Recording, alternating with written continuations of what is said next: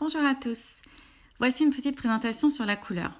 J'ai réalisé ce document à l'attention de mes élèves, mais aussi à l'attention de tous ceux que la couleur intéresse. La couleur peut s'aborder par bien des aspects. Je vais ici brosser une brève histoire sociale des couleurs. En tant qu'artiste, la couleur c'est mon quotidien, mais l'expérience chromatique nous concerne tous et est finalement assez banale. Il est intéressant de considérer la couleur dans une perspective historique.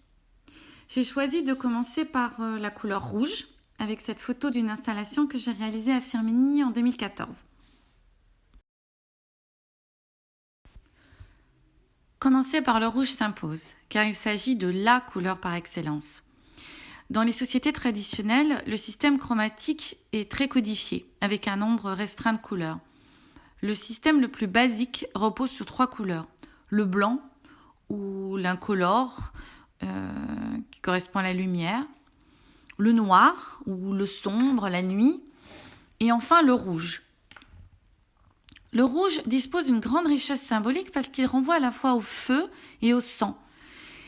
Les pigments du rouge, en peinture et en teinture, ont été les premiers qu'on a su maîtriser.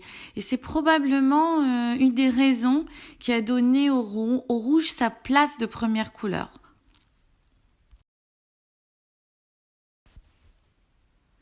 Il y a plus de 30 000 ans, l'art paléolithique utilise le rouge. Ce rouge est obtenu à partir de la terre ocre rouge, qui est riche en fer. Dans la grotte de Chauvet, dont vous voyez une image ici, on identifie des matières colorantes et des techniques d'application différentes. Ces teintes variées révèlent probablement des sources d'approvisionnement diverses. Contrairement au charbon, les rouges ne sont pas datables directement car ils ne renferment pas de matière organique. Il faut donc procéder par comparaison. En fait, on analyse des superpositions pour rattacher ces figures rouges au cadre chronologique qu'on a mis en place avec les datations au carbone.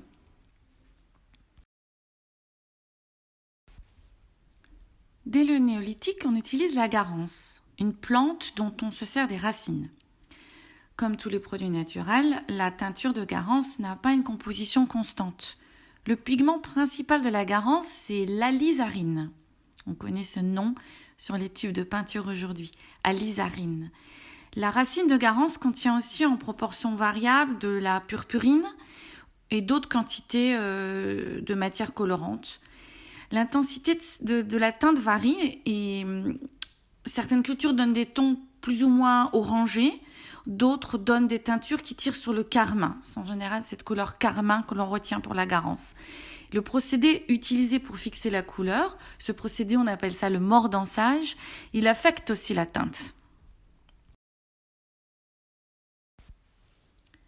Pour fabriquer du rouge, on se sert aussi d'éléments minéraux et notamment de métaux.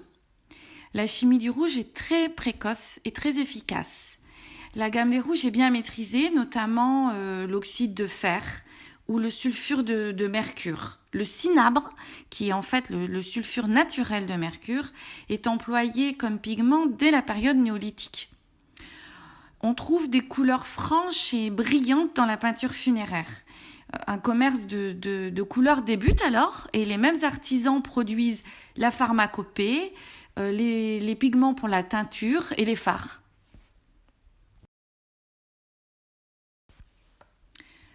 Autour de la Méditerranée, le rouge occupe une place précoce dans l'habitat, dans l'urbanisme, quand on pense aux briques et aux tuiles, dans les objets quotidiens, toute la céramique de l'Antiquité, les étoffes et les vêtements, les parures avec le grenat et le rubis et les éléments de culte. Ici, sur la tombe du plongeur de Paestum, qui date du début du 5e avant notre ère, on a pu identifier une laque d'origine organique. Donc c'est sans doute de la garance sur les étoffes et les coussins, alors que les autres rouges sont plutôt d'origine minérale, donc de l'ocre, mais aussi on a pu identifier du cinabre. Dès l'Antiquité, le cinabre est un pigment onéreux, généralement réservé à l'élite. Rome en fait un monopole d'État. On trouve la mention du minium dans les ouvrages qui datent de l'époque romaine. Par exemple, Vitruve donc auteur romain sur l'architecture au 1er siècle avant notre ère, il décrit l'utilisation du cinabre en peinture. Et Pline l'Ancien, pour vous situer, c'est l'auteur d'une encyclopédie monumentale qui est intitulée Histoire naturelle.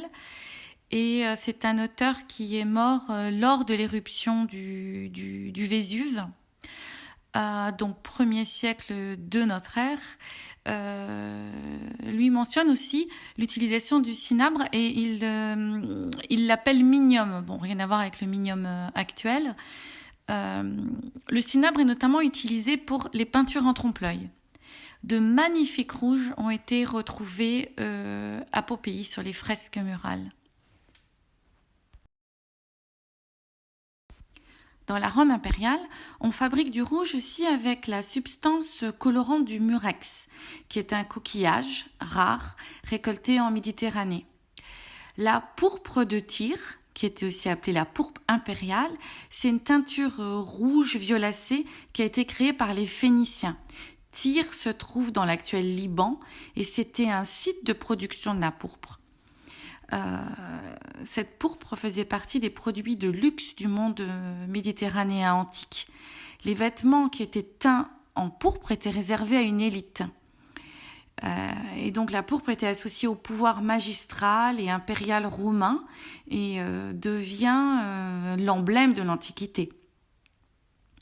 Le rouge pourpre, c'est un des éléments culturels majeurs de l'Antiquité méditerranéenne. C'était un signe d'honneur et de pouvoir que perpétue jusqu'à nos jours, en fait, le vêtement des cardinaux et du pape des églises catholiques romaines et même anglicanes. Aujourd'hui, on se figure le rouge impérial romain comme une teinte rouge vermillon. Et ça vient des représentations qui ont été faites après, notamment dans les tableaux d'histoire, comme ici au 19e dans cette peinture de Delacroix, ou plus près de nous dans les films sur Rome, les films qu'on appelle les péplums. Mais en principe, la couleur rouge, c'est un rouge violacé profond. En fait, comme il s'agit d'un pigment naturel, le rouge peut varier d'un rouge vif à un rouge bordeaux-violet très sombre, presque noir.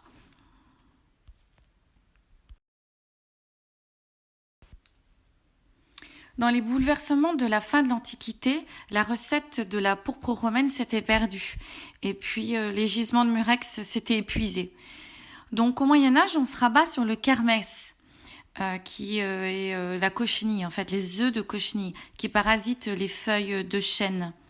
La recette est assez compliquée, la fabrication très coûteuse, mais la couleur est magnifique.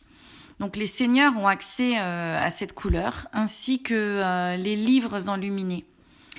Dans les enluminures, encore aujourd'hui, on est frappé par l'éclat des couleurs.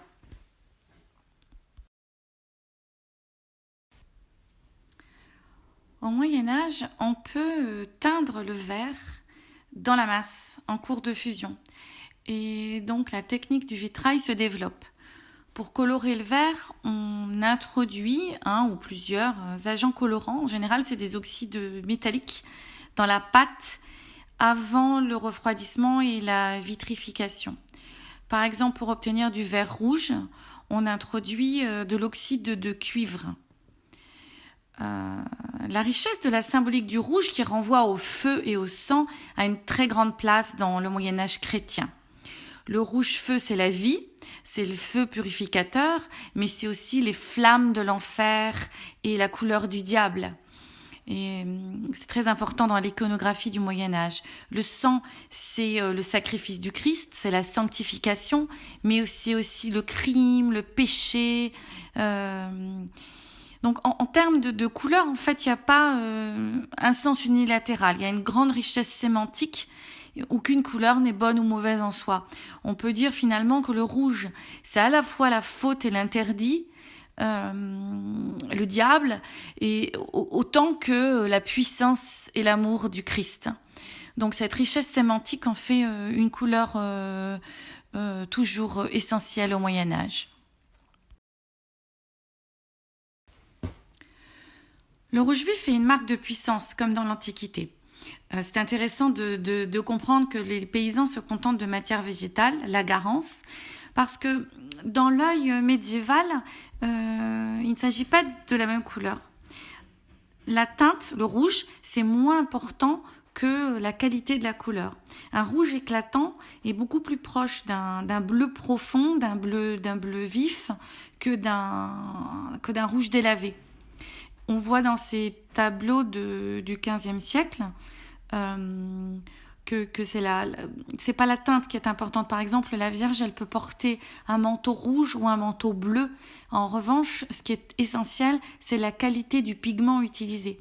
Donc là, on voit la Vierge du chancelier Rollin de Jan van Eyck du musée du Louvre, qui est dans un manteau d'un rouge magnifique, où à côté, on voit un autre tableau de Sienne, pareil du XVe siècle, une Vierge de l'Humilité qui est revêtue d'un manteau d'un très beau bleu. Donc voilà, c'est la belle couleur fait la puissance.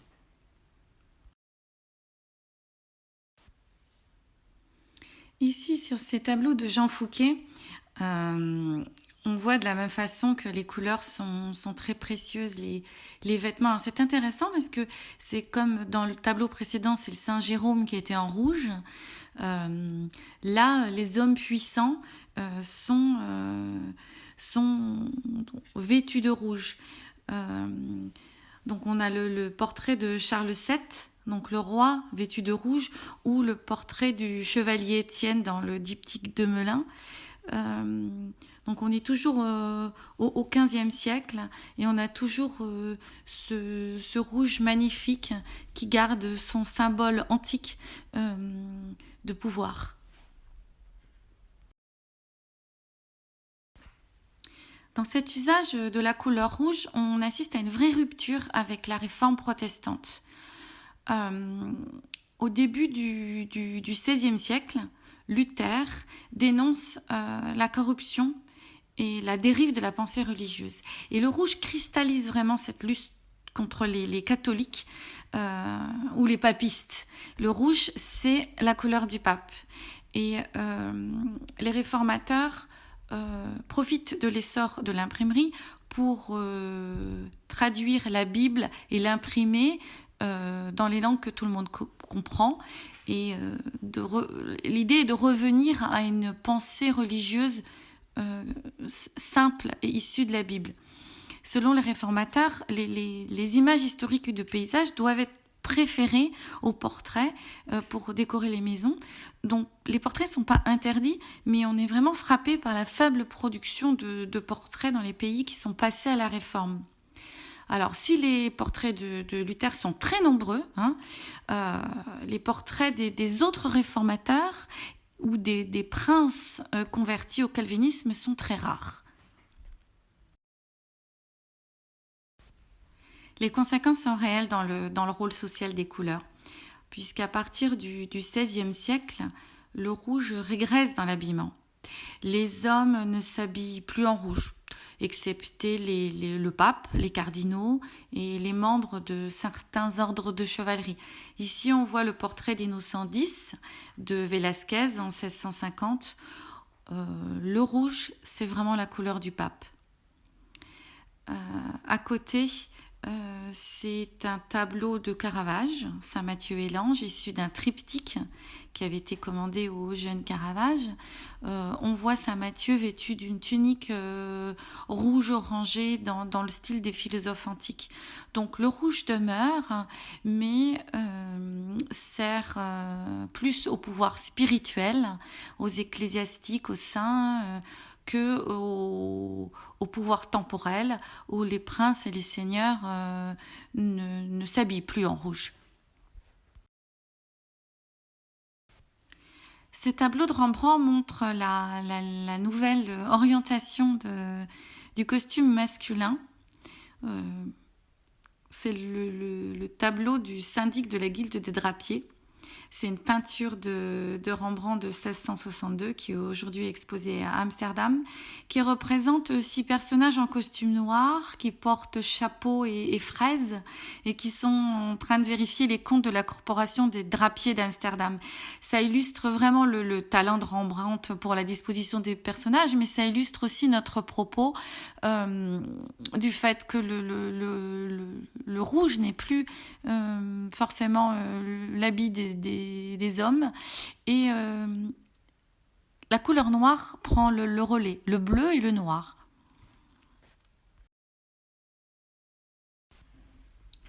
Ce vêtement noir devient finalement la nouvelle mode parce que quand on quitte le monde protestant et qu'on passe dans le pays très catholique qu'est l'Espagne, au XVIIe, on voit que le portrait du roi, ici le portrait de Philippe IV par Velázquez, est en fait un portrait d'un vêtement noir. On voit le portrait de Pablo de Valladolid aussi de Velázquez qui est en noir. En fait, quand on voit des expositions de Velázquez et des portraits des seigneurs importants de ce temps, tous les hommes sont en noir. D'ailleurs, c'est une merveille de voir les différents vêtements, les différents rendus de noir, différents effets de brillance, etc. Mais on n'est plus dans le rouge des puissants. C'est très amusant d'ailleurs de regarder ces portraits du XVIIIe, alors début du XVIIIe avec Louis XIV et puis la fin avec Marie-Antoinette. Dans le portrait de Rigaud de Louis XIV en grand costume d'apparat, on voit que c'est la couleur bleu roi qui trône et pour un homme, et puis pour Marie-Antoinette c'est le rouge. Alors en fait dans les portraits d'Élisabeth Vigée-Lebrun on a Marie-Antoinette en blanc, là en bleu, en gris, en rouge, elle n'est pas uniquement en rouge, mais c'est assez amusant ce retournement entre le rouge qui précédemment signifiait la force et le pouvoir, qui devient plutôt féminin. Avec la Révolution française, le rouge devient politique. En 1789, l'Assemblée décrète qu'un drapeau rouge sera placé au carrefour de la ville de Paris pour interdire l'attroupement en cas de trouble. Et finalement, c'est ce drapeau rouge qui devient le drapeau des révolutionnaires eux-mêmes et le signe du peuple opprimé. Donc ce rouge qui était placé là pour interdire, il devient le rouge du peuple.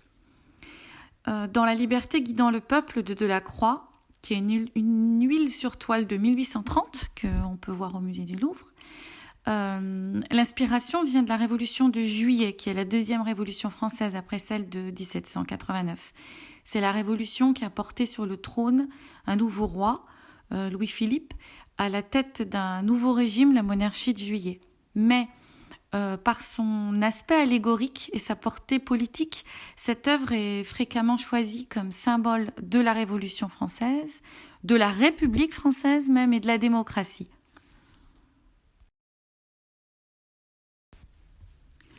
Le sens politique du rouge est très différent suivant ces deux portraits.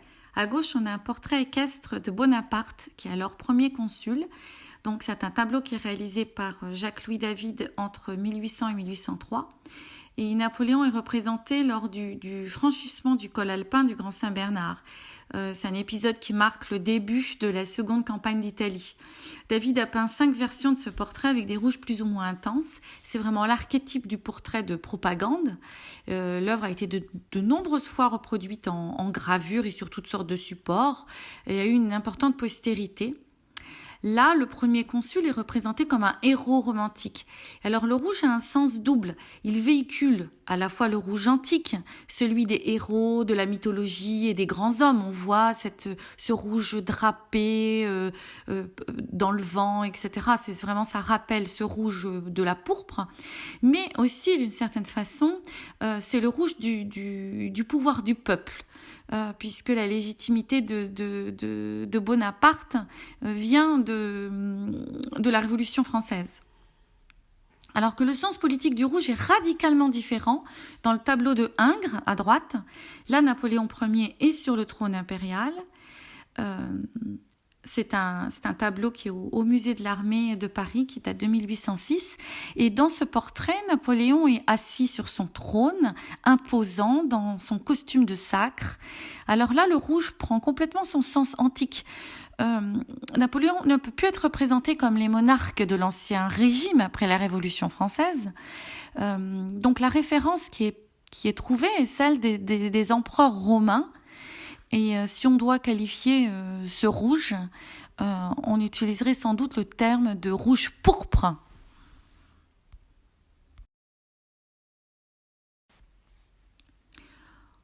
Aujourd'hui, quand on pense au rouge, on pense bien entendu au drapeau de la France. Ici, un tableau de Monet du musée d'Orsay avec la rue de Montorgueil, pavoisée pendant la fête nationale. Le drapeau rouge est choisi après la révolution de 1917 en Russie. C'est le rouge de la Russie soviétique. Et puis, à partir de 1949, c'est le rouge de la Chine. C'est le rouge du petit livre rouge de Mao, c'est le rouge du Che Guevara. Donc, je passe moins de temps sur ces images parce qu'elles nous semblent claires et explicites. Le sens du rouge nous paraît évident dans les affiches politiques des années 60, dans les affiches politiques des partis aujourd'hui. En fait, dans le domaine des symboles, les éléments s'additionnent en couches successives. Donc le rouge du pouvoir a traversé les siècles et s'ajoute au début du XXe, le rouge révolutionnaire et prolétarien.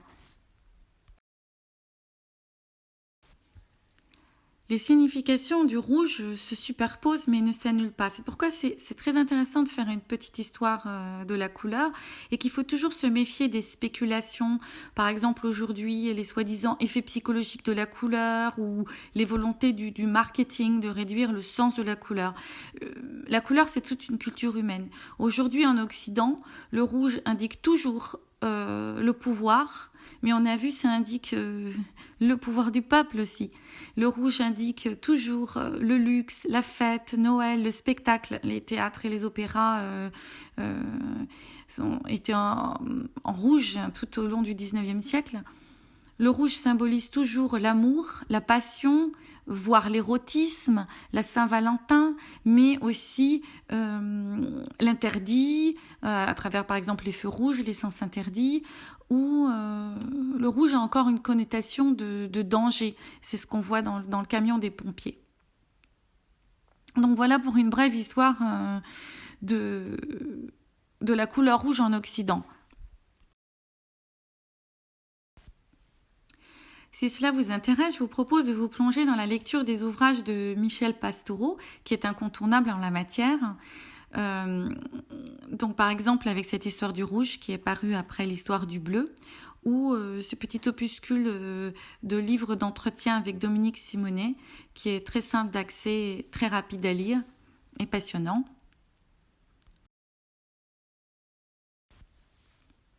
Autre ouvrage de référence, c'est celui de John Gage, Couleur et culture. John Gage était le responsable du département d'histoire de l'art de l'université de Cambridge. C'est une personne d'une érudition incroyable qui a passé plus de 30 ans de sa vie à étudier la couleur dans l'histoire de l'art, mais dans la culture en général. Et pour l'histoire du rouge, il faudrait revenir sur cette histoire de l'art précisément, en plus de cette histoire sociale. On peut aussi étudier une histoire matérielle des couleurs, c'est-à-dire au-delà de l'aspect social, au-delà de l'utilisation que font les artistes de la couleur, une histoire du matériau, la provenance des pigments, des matières naturelles jusqu'aux découvertes de la chimie. Ça devrait faire l'objet d'un prochain petit épisode de l'histoire du rouge. Et donc, si cela vous intéresse, je vous encourage à lire l'ouvrage de Philippe Ball, L'histoire vivante des couleurs, ou l'histoire des couleurs de Brusatin. Voilà, ce sont les ouvrages de ma bibliothèque, donc peut-être que depuis, les couvertures ont changé en fonction des nouvelles éditions. Je vous dis à très bientôt.